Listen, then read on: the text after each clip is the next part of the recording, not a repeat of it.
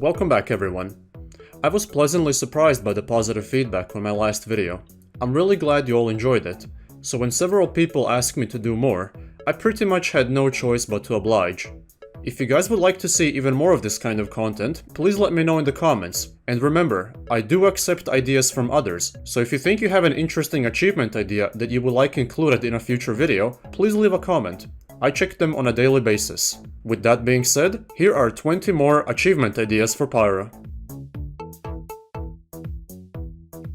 I would like to start this list off with some suggestions provided by Noichi Radical. At least I think that's how you pronounce it. The first two suggestions are for getting 100 kills with the Neon Annihilator on enemies covered in Mad Milk and Jurati respectively. I believe it's unnecessary to go for 100 kills simply because in order to achieve this, your teammates have to use very specific weapons that have a cooldown, and you have to successfully perform a melee kill during a limited time window.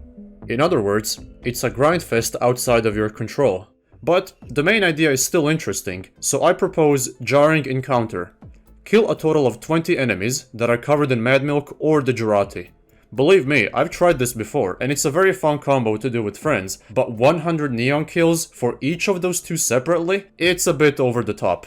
The second idea is nice, but I personally disagree on the name.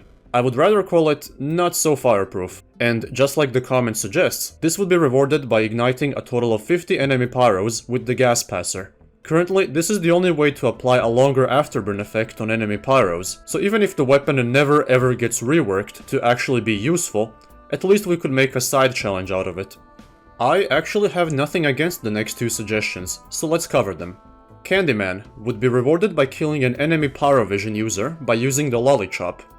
The Lollychop looks like the stock fire axe if you're not using Pyrovision items, so I think it would be nice to give Pyrovision users a small challenge as well. After all, even though Pyrovision doesn't give you any benefits, it's still a part of Pyro's lore, so we may as well start encouraging people to smack enemies with their Lollychops.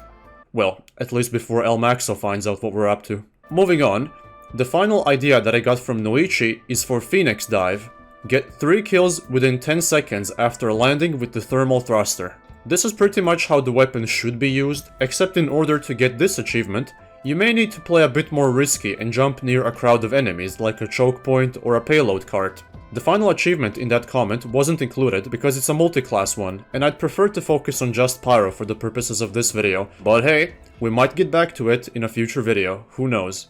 Let's go back to my own ideas now. Cursed Flames. Cause 2 debuffs to be active on the same enemy at once. TF2 has a few debuffs, but as far as Pyro goes, he can only apply the Afterburn debuff without any intervention. However, if you happen to airblast certain enemy projectiles, you can apply other debuffs as well. Airblasting the Jurati will inflict the Jurati debuff, same thing for the Mad Milk. Additionally, if you reflect the Flying Guillotine, or the ornament from enemy scouts, you can also apply bleeding to enemy players. Since the conditions very much depend on enemy players, I'd say this one is more of a rare encounter than a skilled moment. When it comes to Afterburn, we sometimes forget how much it can actually affect Pyro gameplay. Sometimes it's actually better to set someone on fire and run away while they burn to death instead of engaging them directly. But what if we turned that kind of playstyle into a separate challenge? Sustained Cruelty would be obtained by getting 10 kills in a single life with Afterburn. If you accidentally kill someone with your direct fire damage or a direct hit from your secondary weapon, that won't invalidate the challenge. You just have to get 10 kills in total, all in one life, with Afterburn. The name of this achievement is of course a reference to Meet the Pyro. The next one is a bit of a knee slapper. The what would be obtained by extinguishing a teammate with the gas passer. This isn't a joke, by the way, that is a real feature of the weapon. Hellbop. Kill an enemy player from a very far distance with a stored crit from the Man-Melter. I think we can all agree that the Man-Melter projectile kind of looks like a fiery comet flying majestically through the sky, even though comets are technically made out of ice. Anyway, this weapon is really good for taking out targets that are really far away, such as snipers. For this achievement to work, it would need to be a direct hit that kills the enemy, and not the afterburn damage. Furthermore, the faraway distance would be the same distance required to get a moonshot with the Sandman. The name of this achievement is a reference to the Hale-Bopp comet, one of the most well-known comets that periodically enter the solar system and pass near planet Earth. The opposite day. Get a headshot kill without igniting that player beforehand. Currently, there is only one way to get a headshot kill as Pyro, and that is to reflect a Huntsman arrow at an enemy. Honestly, the Huntsman itself makes this achievement a lot easier, since the arrows have notoriously large hitboxes for headshots. If you airblast an arrow, you reap those same benefits as well. Friendly Fire. Kill 3 or more enemies with a single reflected projectile. To get this one, you would need to cause damage with a single projectile. If you reflect more than one projectile, only one is allowed to actually damage the 3 targets. Given how this requires blast damage to work, you can only get it by airblasting soldiers' rockets, demos' grenades, or sentry rockets. Keeping it cool. Extinguish the same teammate 5 times in a row, without either one of you dying during the process. If you have a heavy or a medic that is constantly getting harassed by enemy pyros, this achievement shouldn't be too difficult. Just make sure that both of you stay alive for long enough. Air Turbulence. Finish off an uber-charged medic and his healing target with environmental damage. This is one of those things that Pyro is notoriously hated for. Airblasting uber-charged people off of cliffs. The hardest part is actually getting near an uber-charged player. But if you're playing hazardous maps like Upward, you should be able to find an ubered pair of enemies who are just a bit too close to the edge, and airblast them. Perpetual Ignition. Ignite an enemy during the same second when they got extinguished from your own flames. This kind of situation happens every once in a while. For me, it's usually when I'm attacking a group of retreating enemies, and they have a Pyro or a Jarate sniper who tried to help, but ended up extinguishing the flames for nothing since I was still on the offensive. Reverse Engineering. Cause an enemy projectile to get vaporized by reflecting a short circuit orb. The energy orb from the short circuit can vaporize any kind of projectile, barring the Pomson and the Righteous Bison. They typically have 1 or 2 more seconds of lifetime before they disappear, but if an enemy shoots a projectile near you while the orb is still alive, it will automatically zap them. If this does happen, then all the conditions for the achievement have been met. Air Burst. Give an airborne enemy player with their own projectile. You've probably seen someone perform this kind of stunt, maybe even on my own channel. With a bit of practice and the right timing, you too can kill a rocket jumping soldier for this achievement.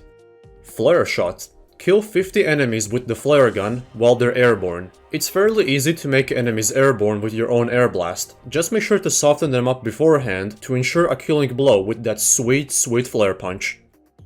Not enough AP. Hit the same enemy with 4 flares from the flare gun, without that enemy dying or being extinguished in the process. Now this is a tricky one, because the flare gun deals 90 damage per crit, and that's not including afterburn. If the enemy is being healed during the process, you will have enough time to hit him with a second flare before they get extinguished, but then you're not allowed to miss. This is because if you do miss, the enemy will have been extinguished by the time you reload the next flare. If they're not getting actively healed, they will still need to have either some kind of overheal from before, or at the very least damage resistance items, like the Heavy's Natasha or the Fists of Steel, or maybe even some kind of lifesteal weapon that doesn't extinguish you, like the Soldier's Conqueror for example. The only other alternative, which actually applies to every class in the game, is to target someone who is being healed by a vaccinator. That medigun drastically reduces incoming damage, but doesn't prevent afterburn or crits from being applied.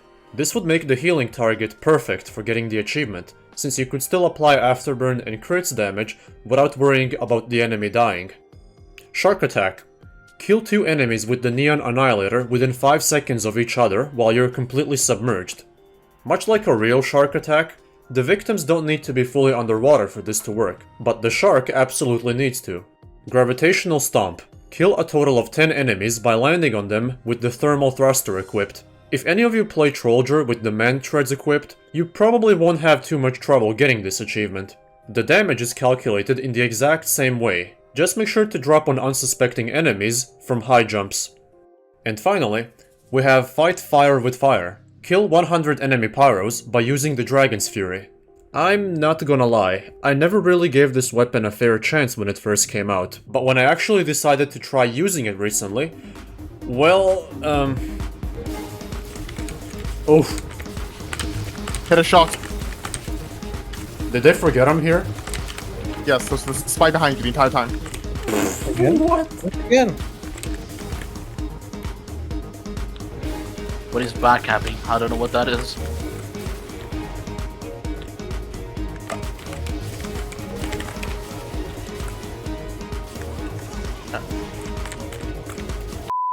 Anyway, the point is, this weapon is really good for fighting Pyros.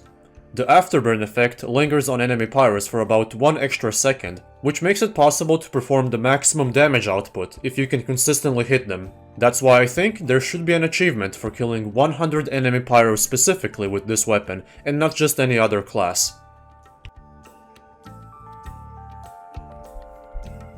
And that's the end of part 2. I hope you guys found it as enjoyable as the first one, because I certainly had fun making it. If you would like to suggest more achievements for other classes or even map/game mode specific achievements, just let me know in the comments.